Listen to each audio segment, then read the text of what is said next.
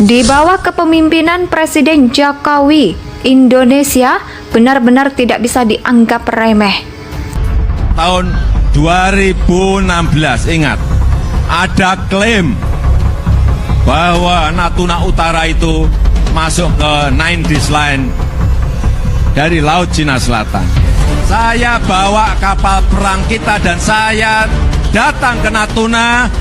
Saya sampaikan bahwa Natuna adalah teritorial Indonesia.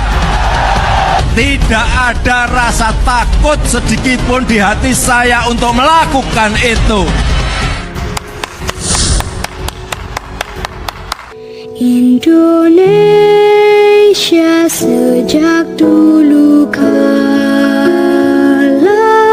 tetap dipuja-puja bangsa.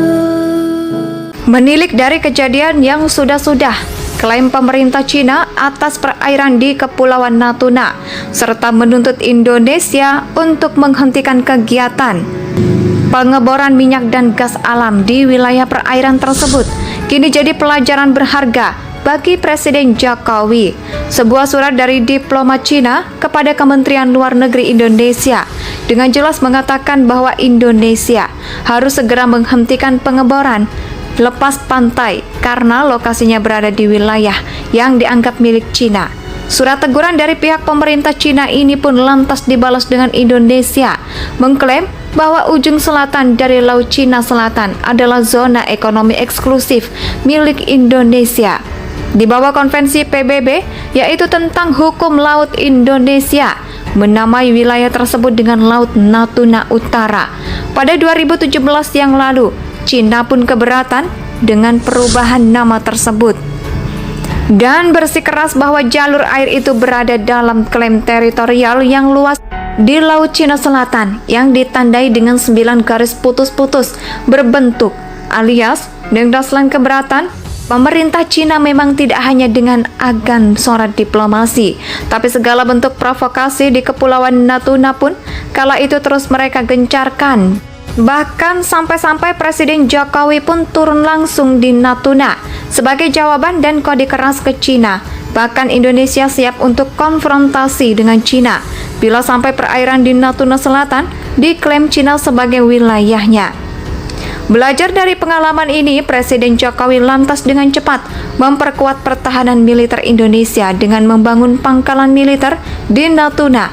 Pembangunan pangkalan militer ini sebagai jawaban Indonesia atas klaim Cina di Natuna Utara. Di sini, saya sangat begitu kagum dengan presiden kita yang mantan tukang kayu, yang bertubuh kurus dan sering diejek para pembencinya. Disebut presiden plonga-plongo, ini dalam sekejap Kepulauan Natuna pun disulap menjadi pangkalan militer. Jawaban pemerintah Indonesia atas ngototnya Cina mengklaim perairan Natuna, Presiden Jokowi dengan cepat mengeraskan Natuna dengan instalasi-instalasi militer, termasuk pembangunan fasilitas kapal selam, dermaga yang dapat menampung kapal perang yang lebih besar, seperti kapal-kapal serbu amfibi dan fregat, serta membangun pangkalan-pangkalan untuk pesawat militer seperti helikopter, serta pesawat-pesawat serbu Sukhoi.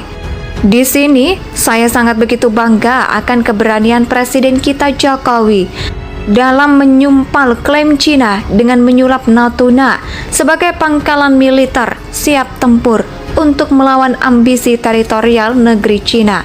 Bahkan beberapa media luar negeri pun merasa kagum akan keberanian Presiden Indonesia tersebut. Banyak dari pengamat militer menyebut belum pernah melihat sebuah pulau di Asia Tenggara yang dimiliki teorisasi secepat di Kepulauan Natuna. Terdapat penyerahan aset militer dan ribuan tentara diposisikan di pangkalan militer tersebut.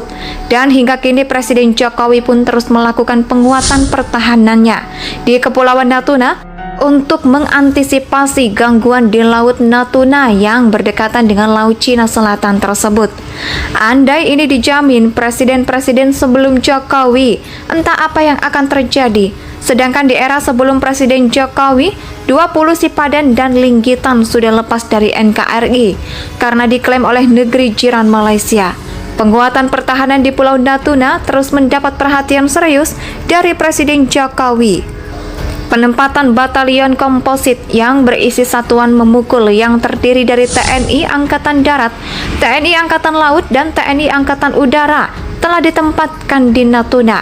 Pelebaran dermaga, pembangunan landasan pacu, hingga dan barak prajurit juga telah dibangun. Tanah alutsista penggemuk musuh pun mulai disuntikan juga di Natuna. Alat utama sistem senjata atau alutsista yang ditempatkan di Natuna pun juga tidak main-main.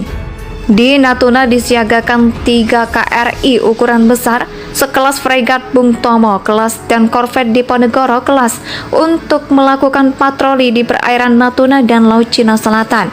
Terbaru tentunya korvet kelas Prexim TNI Angkatan Laut yang tanpa diduga ternyata juga ikutan nimbrung di Natuna. Kapal selam juga ditempatkan di Natuna untuk menanggulangi aspek peperangan bawah laut. Belum selesai, sampai di situ di Natuna juga ditempatkan 1 skuadron pesawat tempur untuk melakukan operasi patroli udara dengan kemampuan maritim. Strike pesawat-pesawat tempur yang ditempatkan di Natuna pun merupakan kelas Wahid, macam F-16C, F-16D, Blok 52 1D, dan pesawat Sukhoi Su-27 serta KSU-30. Pasukan yang sudah ada pun kini ditambah dengan pasukan elit 3 matra milik TNI, macam Marinir, Paskas, serta Kostrad di Natuna juga disiagakan. Berbagai macam radar penjejak agar dapat mengetahui jika ada unsur asing yang menyelonong masuk ke teritori Indonesia tanpa seizin pihak Indonesia. Menilik dari kejadian yang sudah-sudah, klaim pemerintah Cina atas perairan di Kepulauan Natuna, serta menuntut Indonesia untuk menghentikan kegiatan pengeboran minyak dan gas alam di wilayah perairan tersebut, kini jadi pelajaran berharga bagi Presiden Jokowi.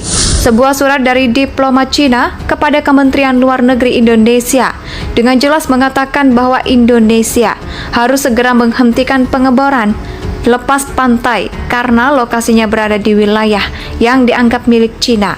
Surat teguran dari pihak pemerintah Cina ini pun lantas dibalas dengan Indonesia mengklaim bahwa ujung selatan dari Laut Cina Selatan adalah zona ekonomi eksklusif milik Indonesia di bawah konvensi PBB, yaitu tentang hukum laut Indonesia, menamai wilayah tersebut dengan Laut Natuna Utara. Pada 2017 yang lalu, Cina pun keberatan dengan perubahan nama tersebut dan bersikeras bahwa jalur air itu berada dalam klaim teritorial yang luas di Laut Cina Selatan yang ditandai dengan 9 garis putus-putus berbentuk, alias dengan dasar keberatan. Pemerintah Cina memang tidak hanya dengan agan sorot diplomasi, tapi segala bentuk provokasi di Kepulauan Natuna pun kala itu terus mereka gencarkan.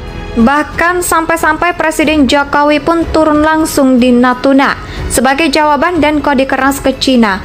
Bahkan Indonesia siap untuk konfrontasi dengan Cina bila sampai perairan di Natuna Selatan diklaim Cina sebagai wilayahnya. Belajar dari pengalaman ini, Presiden Jokowi lantas dengan cepat memperkuat pertahanan militer Indonesia dengan membangun pangkalan militer di Natuna. Pembangunan pangkalan militer ini sebagai jawaban Indonesia atas klaim Cina di Natuna Utara. Di sini, saya sangat begitu kagum dengan presiden kita yang mantan tukang kayu, yang bertubuh kurus dan sering diejek para pembencinya. Disebut Presiden Plonga-Plongo, ini dalam sekejap Kepulauan Natuna pun disulap menjadi pangkalan militer. Jawaban pemerintah Indonesia atas ngototnya Cina mengklaim perairan Natuna, Presiden Jokowi dengan cepat mengeraskan Natuna dengan instalasi-instalasi militer, termasuk pembangunan fasilitas kapal selam, dermaga yang dapat menampung kapal perang yang lebih besar, seperti kapal-kapal serbu amfibi dan fregat, serta membangun pangkalan-pangkalan untuk pesawat militer seperti helikopter, serta pesawat-pesawat serbu Sukhoi. Di sini, saya sangat begitu bangga akan keberanian Presiden kita Jokowi dalam menyumpal klaim Cina dengan menyulap Natuna. Indonesia tanah air beta, pusaka abadi nan jaya.